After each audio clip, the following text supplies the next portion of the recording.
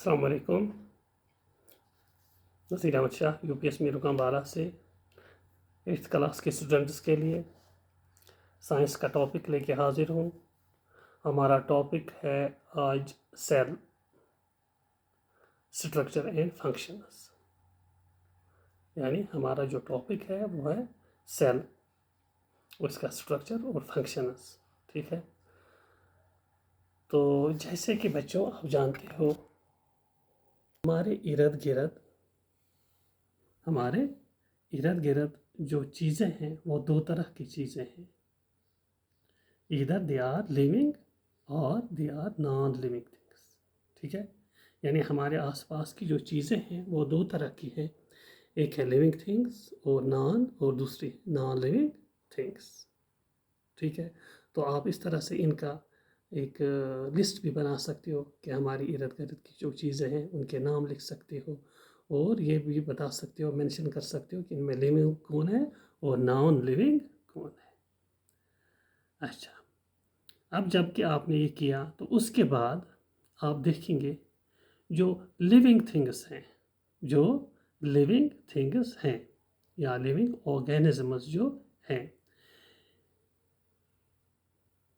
ये मुख्तलिफ फंक्शंस करते हैं, different functions, they perform different functions. ठीक है, तो ये जो लिविंग थिंग्स बने होते हैं इनके सेट ऑफ ऑर्गन्स होते हैं जो डिफरेंट फंक्शंस करते हैं। तो इस चैप्टर में जो हमने पढ़ना है वो यही पढ़ना है, जो ये लिविंग थिंग्स हैं इनके जो ऑर्गन्स हैं ये किसके बने हैं। ठीक है, तो ये पढ़ना है हमें, और उसके बाद सेल का स्ट्रक्चर और फंक्शंस पढ़ने हैं। तो कहा जाता है कि 17th सेंचुरी से पहले किसी नहीं था कि ये जो ऑर्गन्स हैं या ये जो एनिमल्स हैं या प्लांट्स हैं ये किसके बने हैं। ठीक है, तो ये किसी को पता नहीं थी, तो ये 17th सेंचुरी के बाद पता चला। वो कैसे पता चला ये हम बताएंगे आपको।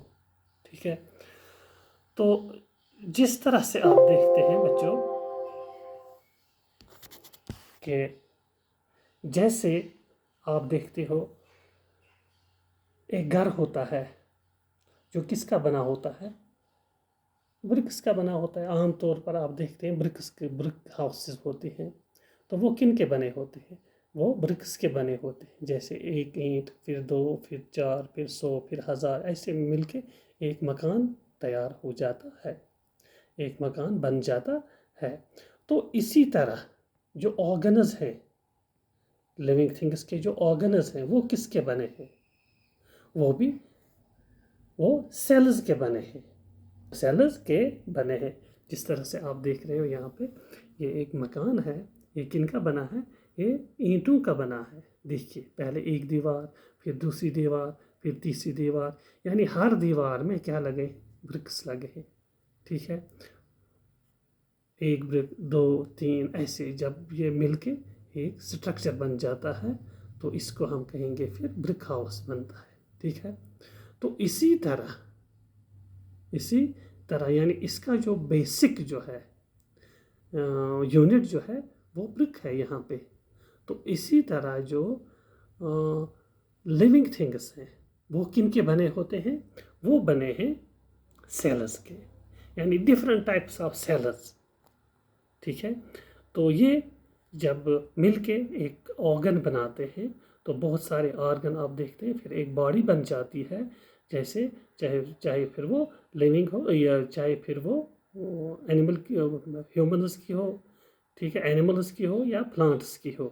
ठीक है, यानी डिफरेंट टाइप्स ऑफ सेल्स जब ऑर्गन्स बनाते हैं वो बहुत सारे ऑर्गन्स बना के मिलके एक बॉडी बना देते हैं। ठीक है, तो ये जो सेल्स हैं, ये सेल्स जो हैं ये बिल्कुल इतने माइन्यूट होते हैं कि जो हम आँखों से यानी अनएडेड आई से हम इसको नहीं देख पाते हैं। ठीक है, यानी नेकेड आई से हम इस सेल को नहीं देख पाते हैं। तो इसके लिए सबसे पहली जो है, यानी जिसने इस सेल को डिस्कवर किया है, वो कौन था? वो था रॉबर्ट हुक। कौन था? Robert Hooke. तो रॉबर्ट हुक ने क्या कहा? वो आया 17th सेंचुरी में, यानी 1665 में वो आया। तो उसने क्या किया? उसने रिसर्च शुरू की इस सेल पे। ठीक है, तो उसने क्या किया? उसने कॉक लिया। ठीक है, तो कॉक की स्लाइसेस इसने लिए। किसके अंदर इसने किया? पहले तो बायोकन्वेक्स लेंसेज जो होते हैं उन्हीं के अंदर उसने काम किया पहले, क्योंकि उससे पहले उस वक़्त कोई माइक्रोस्कोप या वगैरह चीज़ें नहीं थी। ठीक है, तो उसने उस पे काम किया। तो उसने क्या पाया? उसने क्या पाया? ये जो कॉक था, ठीक है, तो कॉक जब इसकी कॉक की स्लाइसेस जब उसने अंदर मैग्नीफाइंग डिवाइसेस देखे तो उसने क्या देखे? वो उसने छोटे छोटे रूम्स देखे, या कंपार्टमेंट्स हम देखेंगे, कहेंगे। तो वो देखे इसने, जैसे आप देख रहे हो यहाँ पे, ये देखो,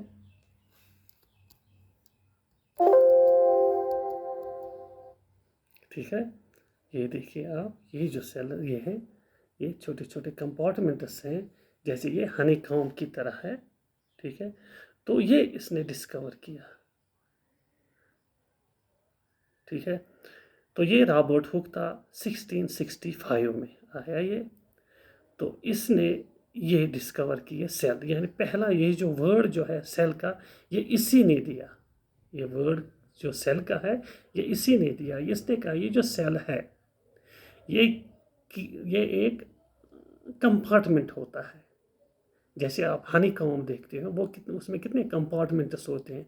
तो इसी तरह ये सेल्स भी जुड़े होते हैं एक दूसरे के साथ, यानी बहुत सारी सेल्स मिलके एक ऑर्गन तैयार करते हैं, ऑर्गन बनाते हैं।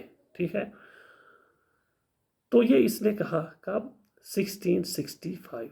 अब ये कहा जाता है कि इससे पहले क्यों नहीं किसी ने ऐसा किया, यानी ये इसी ने क्यों ये किया? क्योंकि ये बहुत स्मॉल थी। ये सेल्स जो होती हैं ये बहुत माइन्यूट होती हैं। ये नेकेड आई से, यानी हम कहेंगे अनएडेड आई से हम इसको नहीं देख पाते हैं। तो उस वक़्त जो उसके पास जो चीज़ें थी, वो बायो कन्वेक्स लेंस था उसके पास, यानी उसी से उसने देखा। ठीक है, या क्रूड माइक्रोस्कोप भी हम कह सकते हैं, उससे उसने इनको देखा। तो उसने पाया कि ये कंपार्टमेंट्स होते हैं इसमें। तो यही है इसका बेसिक यूनिट, यानी लाइफ का जो बेसिक यूनिट है वो क्या है? वो है सेल। ठीक है, तो Robert Hooke observed thin slice of cork under his crude microscope. Cork could not be seen as such, as it is a solid structure. He found that cork was made of box-like compartments, forming a honeycomb structure. He named these apartments as cells. यानी इससे पहले किसी ने ये cell का जो ये word, ये किसी को पता ही नहीं था। ये जब उसने रिसर्च की इस पे, ठीक है, कॉर्क पे जब उसने रिसर्च की, ठीक है, तो उसमें उसने ये देखा कि ये जो है, ये इसको हम सेल, यानी इसी ने कहा कि ये सेल है। ठीक है, तो उसके बाद क्या है? तो हम कहेंगे ये जो ऑर्गेनिजम्स हैं, इनमें मुख्तलिफ किस्म के ऑर्गेनिज्म हैं। कोई एक सेल का बना है, तो कोई बहुत सारी सेल्स के बने हैं। ठीक है, तो जैसे कि आप देखते हो, हम एमोबा देखते हैं, वो क्या सिर्फ एक सेल का बना हुआ है। ठीक है, यानी वही एक सेल हर कोई फंक्शन परफॉर्म करती है। ठीक है, तो फिर वही डिवाइड और रिडिवाइड होके फिर उसका जो है आगे चलता है, उसका वो कल्चर आगे चलता है। ठीक है, यानी एमोबा का। तो जो अब हम ये कहेंगे जो एक सेल्स के बने होते हैं, यानी सिंगल सेल्स ऑर्गेनिजम्स जितने भी हैं, उनको हम कहेंगे यूनिसेल्यूलर ऑर्गेनिजम्स। क्या कहेंगे? यूनिसेल्यूलर ऑर्गेनिजम्स या यूनिसेल्यूलर बीइंग्स। ठीक है, और वो एनिमल्स एंड प्लांट्स या वो ऑर्गेनिम्स जो बहुत सारी सेल्स के बने होते हैं, उनको हम कहेंगे मल्टी सेल्यूलर ऑर्गेनिजम्स। जैसे आप देखिए प्लांट्स, आप देखते हो एनिमल्स, आप देखते हो ह्यूमनस, ठीक है। जैसे आप देखते हो कि एक सेल वाले को हम यूनिसेल्यूलर कहते हैं, तो बहुत सारे सेल्स के जो बने होते हैं उनको हम कहेंगे मल्टी सेल्यूलर ऑर्गेनिजम्स, ठीक है। तो अगर हम देखेंगे यहाँ जो ह्यूमनस जो है, ह्यूमनस में पता है कितने सेल्स होती हैं, वो तकरीबन कहते हैं कि 50 ट्रिलियन सेल्स होती है। एक ह्यूमन बीइंग में कम से कम 50 ट्रिलियन सेल्स होती हैं। और ये जो सेल्स हैं ये डिफरेंट फंक्शंस करते हैं। जैसे आप देखते हो blood cells, skin cells, nerve cells, इनकी अपनी अपनी फंक्शंस होती हैं, ठीक है। जैसे आप देखते हो आर्म है, ये एक ऑर्गन है, इसमें मुख्तलिफ किस्म के ये सेल्स होती हैं, ठीक है। तो ऐसे आप बॉडी, बाकी बॉडी जो भी जितने भी ऑर्गन्स हैं उसमें मुख्तलिफ सेल्स होते हैं और वो मुख्तलिफ ये जो है फंक्शंस परफॉर्म करते हैं। तो यहाँ पे आपने ये टर्म्स दो सीखे, वो है यूनिसेल्यूलर और मल्टी सेल्यूलर। तो यूनिसेल्यूलर में आपको कोई एग्जांपल बतानी हो तो आप बता सकते हो क्या, प्रोटोजोआ में कौन, एमोबा, ठीक है, या बैक्टीरिया यूनिसेल्यूलर ऑर्गेनिजम्स हैं। तो इसी तरह मल्टी सेल्यूलर में आप बता सकते हैं एनिमल्स हैं, ठीक है, इंसेक्ट्स हैं, ऐसे प्लांट्स हैं। तो ये हो गए मल्टी सेल्यूलर ऑर्गेनिजम्स, ठीक है। तो ये आज हमने क्या क्या पढ़ा। एक तो हमने इसका स्ट्रक्चर, आपने देखा कि कैसा स्ट्रक्चर होता है, इसका सेल का स्ट्रक्चर कैसा होता है, ठीक है। और ये किसने ये इस पे रिसर्च की तो पता है वो किसने की, वो रॉबर्ट हुक ने की 1665 में की उसने इस पे रिसर्च, ठीक है। तो वही रॉबर्ट हुक ने ये कहा कि ये जो सेल है ये क्या है, ये बेसिक क्या है, बेसिक यूनिट ऑफ लाइफ है, ठीक है। तो ये आपको ये याद रखना है कि ये जो सेल है ये it is the basic structural unit of, basic structural and functional unit of life, ठीक है, या हम कहेंगे लिविंग थिंग का। तो आज के लिए बच्चों इतना ही। तो इंशाल्लाह कल हम आगे इससे आगे पढ़ेंगे। तो खुदा हाफिज़ आज के लिए।